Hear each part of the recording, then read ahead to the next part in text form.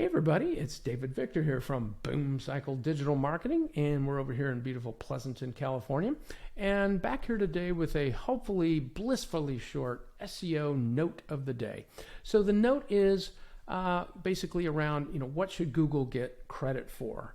Of course, I'm an SEO, and what we do is try to get our clients famous in Google for what they want to be known for, basically. So this company, found them locally here in Pleasanton, Title21.com Health Solutions.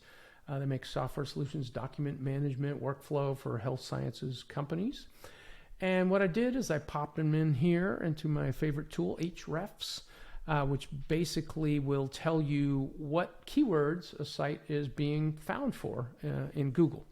And this is in the United States here. So this site is being found for their brand name, right? So this is a very common occurrence. If you're not ranking high for your brand name, maybe you have a super generic brand name, but something like this is maybe more unique. I did notice that it's a Code of Federal Regulations, Title 21, Food and Drugs, so it probably has something to do with their business. But people who have heard of either this regulation or this company are searching for it and finding it. So if somebody were to fill out a contact form and say, hey, I'm really interested, let's talk, should Google get credit for that inquiry? And my contention is not so much, probably, because somebody already knew they existed. So how did they find out? Did they see a LinkedIn post? Did they attend a seminar or a webinar? Did they go to a trade show? Have they heard about them before?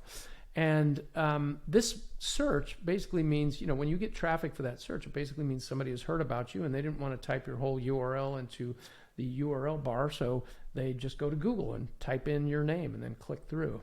Saves a few keystrokes, right? But these searches, we call them discovery searches, are what you want to be famous for, right? Sometimes they aren't what you want to be famous for, but in this case, these seem pretty close to what it looked like they were doing. So I drilled down into one of them. So they're getting 36 visits a month. Let's say these traffic numbers are dead on accurate, right? They are relatively accurate. So even if this number is 10% higher, 20% higher, relatively speaking, these numbers will be accurate. So let's say they want to be famous for cell therapy software.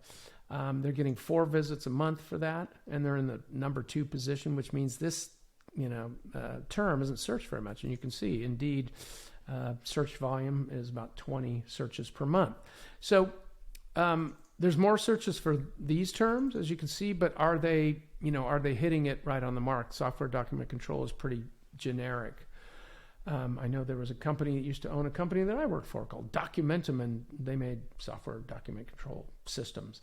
So as you can see, Google is knocking them down a little bit for some of these terms, which means maybe people aren't getting the answer they're looking for. So Title 21, like a lot of companies, needs to do more SEO. And that is, creating content that explains what you do so that Google understands what you do and can build more relevance around the things you want to be famous for.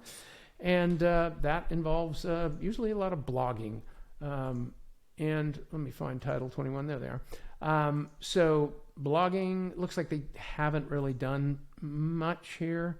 This was posted, and it's just a link to another website, and then that was the most recent thing, and then this was something about them, but this was back in 2019, right? So they're not really doing blogging.